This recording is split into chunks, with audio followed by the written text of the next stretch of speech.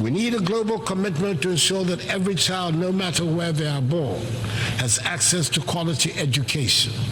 A world where children are left unprepared for the challenges ahead is not a just world. Beyond education, we've also prioritized healthcare for our people. Through Agenda 111, my government has embarked on the largest ever healthcare infrastructure project in Ghana's history. This initiative is constructing 111 hospitals across the country, ensuring that even the most remote regions have access to modern healthcare facilities. This is part of our broader goal of ensuring that no one in Ghana is left without the basic right to health. We've also taken significant steps to boost food security and economic growth through the Program for Planting for Food and Jobs. This initiative has improved food production, created jobs, and enhanced incomes for millions of Ghanaians. It is a clear demonstration that with the right policies and investments, we can transform our agricultural sector and ensure that no one goes hungry. In the same vein, our one district, one factory policy is transforming the industrial landscape of the nation, generating the structural transformation of our economy, which is our major strategic objective. And in addition, Ghana has embraced in full the teachings of the Fourth Industrial Revolution and is actively pursuing an agenda of digitalization. Under my administration, we have revolutionized public service delivery by integrating technology into governance.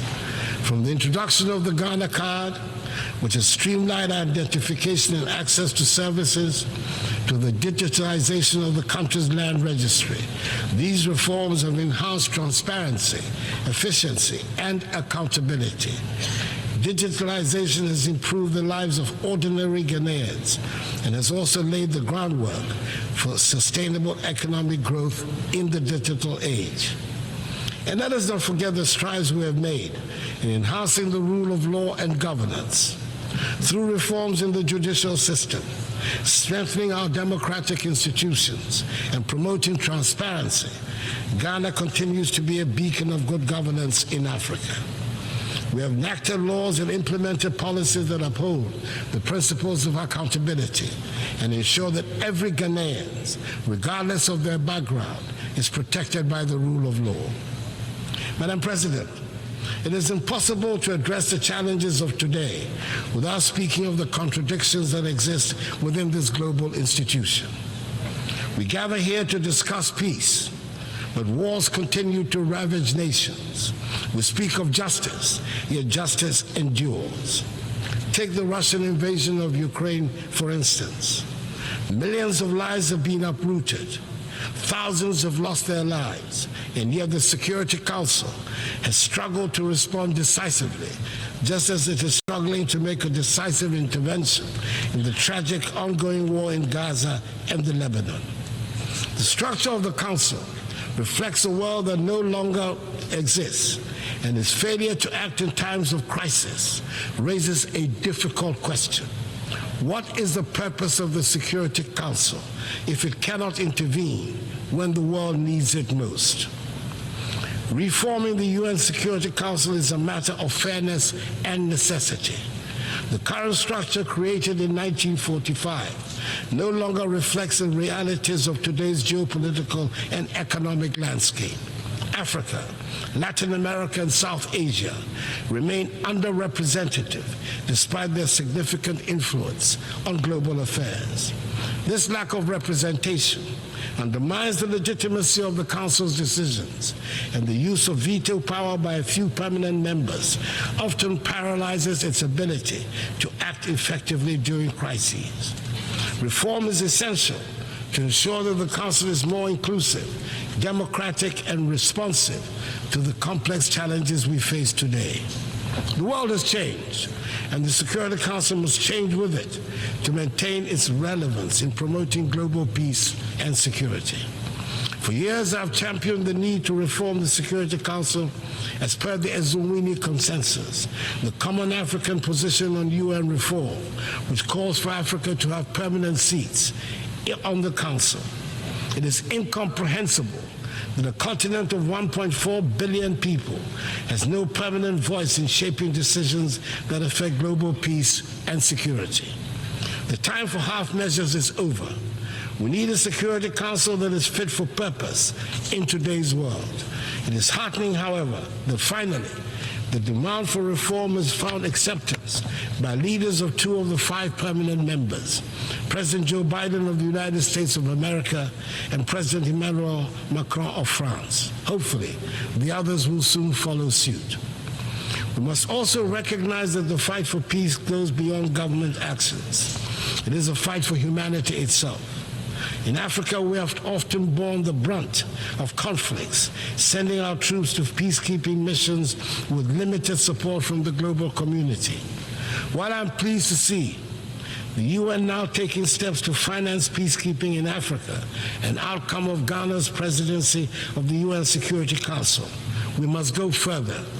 Peacekeeping alone is not enough. We must address the potential causes of conflict, poverty, inequality, and lack of opportunity. True peace comes from investing in education, healthcare, and economic development. However, peace cannot be imposed from the outside. It must be built from within. African nations must take ownership of their security, and the African Union needs to strengthen itself to be able to respond swiftly to threats.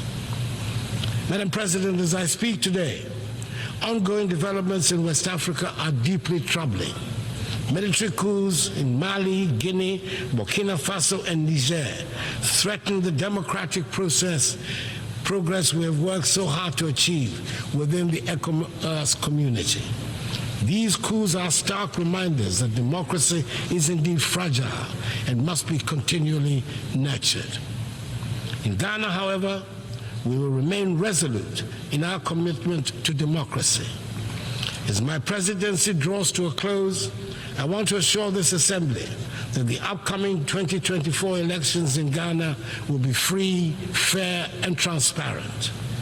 Ghanaians have demonstrated time and again in the last 3 decades their strong attachment to democracy, which they will not permit to be undermined. The Electoral Commission, supported by Ghana's security services, is well equipped to ensure that the will of the Ghanaian people is respected. Ghana has long been a beacon of democracy in Africa, and we intend to keep it that way. The 2024 elections will be proof of our enduring adherence to the rule of law, transparency, and the principles of democratic accountability that have guided our nation in recent decades. Madam President, we find ourselves at a pivotal moment in history. The decisions we make today will shape the future of our world. We can choose to act with courage, compassion, and a commitment to leave no one behind, or we can choose inaction and allow the suffering of millions and the degradation of the planet to continue. Let me end by reminding us all that the future is not something that simply happens. It is something we create. We have the power in this room to change the course of history. Let us not shy away from that responsibility. Let us act now, and let us act together. I wish you God's blessings in all your current and future deliberations, and I thank you for your attention.